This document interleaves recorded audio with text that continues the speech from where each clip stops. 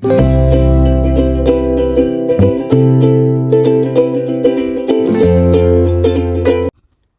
salam sejahtera Malaysia. Selamat datang ke channel Fairs Lifestyle. Terima kasih kerana terus setia dan terus bersama di dalam channel ini. Saudara-saudara, tuan-tuan dan puan-puan, ada satu soalan yang saya kongsi kepada Anda, satu berita yang panas, satu cerita yang panas berkaitan dengan PRN 17 Sabah. DUN Sabah telah rasmi dibubarkan. Ramai yang mulai membuat pemerhatian sendiri, menganalisis, menganalisis sendiri cerita tentang politik bersama dengan kawan-kawan. Pada akhirnya, antara perkara-perkara yang kita nantikan adalah berkaitan dengan jawatan Ketua Menteri Sabah. Karena ketua itulah nanti yang akan memimpin Sabah.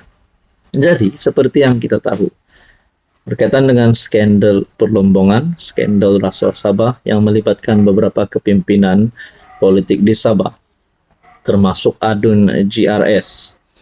Orang mulai tanya, kerana nama Haji Jinor pun disebut.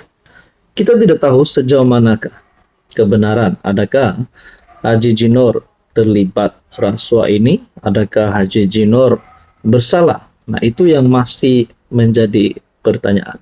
Jadi saya tanya kawan saya, saya tanya rekan saya, adakah mungkin Haji Ji boleh ditangkap sebelum PRN 17? Ini jawaban kawan saya. Tapi sebelum saya teruskan, izinkan saya untuk memperkenalkan kepada Anda. Ini adalah terapi imun transfer factor. Oke, ini adalah terapi imun. Pertama, untuk mendidik.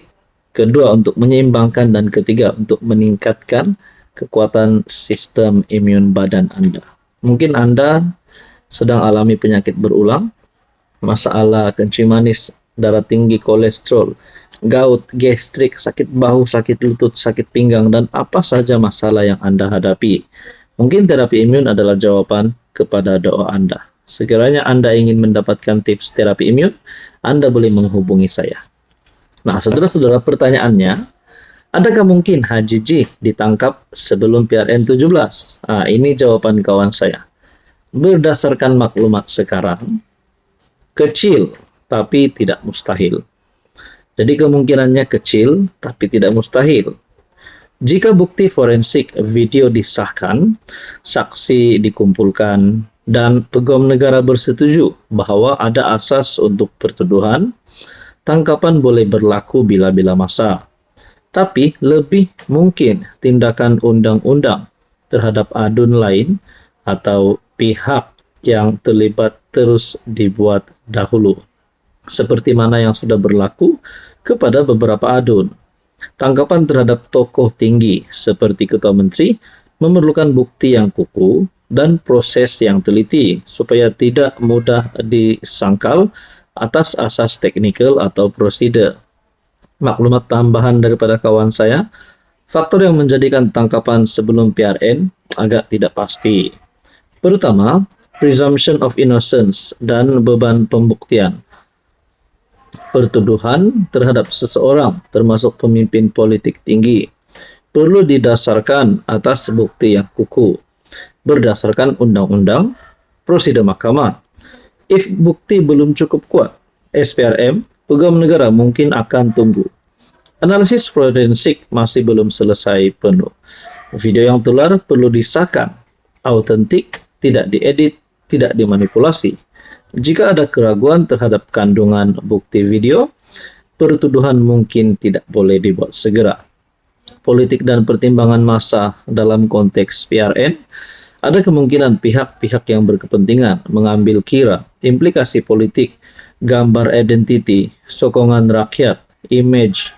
Kalau pertuduhan dibuat menjelang pilihan raya, kadang-kadang tindakan undang-undang mungkin ditunda atau dirancang agar tidak menjejaskan kestabilan politik. Nah, saudara-saudara, itu adalah jawaban daripada kawan saya yang saya panggil ChatGPT. Jadi tuan-tuan, kita berharap yang terbaik untuk Haji Jinor. Kita berharap proses siasatan dijalankan dengan baik. Dan yang paling penting, PRN17 berjalan dengan lancar tanpa ada kejadian buruk yang berlaku. Hai, hello, salam sejahtera. Oke, saya kongsikan kepada Anda produk-produk yang saya tag dalam video saya.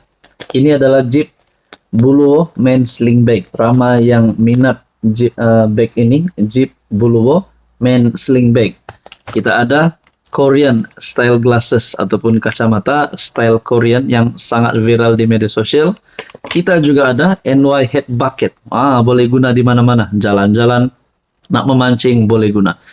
Kita ada dua warna. Oke, ini adalah NY Head Bucket. And then kita ada perfume yang viral yang ramai suka. EDP ataupun Desandra Men Perfume. Ini Desandra Men Perfume. Kita ada Rexona yang menjadi kegilaan ramai, terutamanya kepada wanita. Rose Glow Rexona. Dan kita ada smartwatch.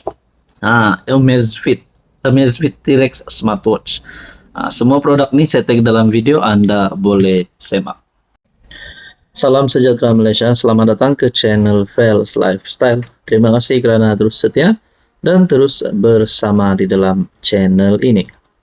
Saudara-saudara, tuan-tuan dan perempuan, PRN17 sudah menghampiri kita. Hari ini bertarik 7 Oktober saya telah menerima satu lagi maklumat. Kali ini berkaitan dengan bersatu. Sebelum ini pergolakan bersatu yang kita sudah terima, yang kita sudah dengar, bermula daripada perhimpunan, kita dapat lihat kekecauan berlaku. Dan disusuli pula dengan berita sebelum ini, ahli parlimen wakil rakyat bersatu yang berpaling tada.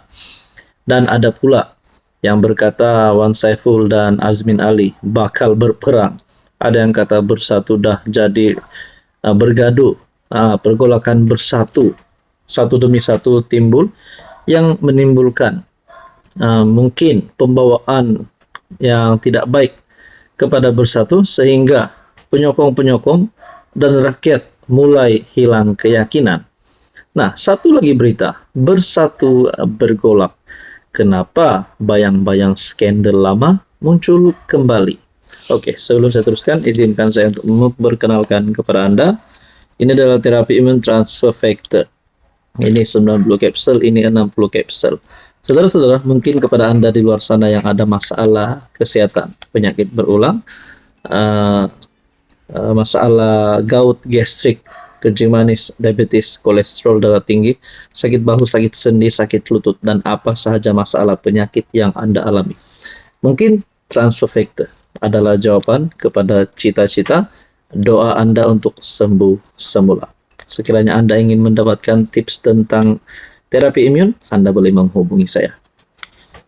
Parti Bersatu kini berdepan badai dalaman paling getir sejak penubuhannya.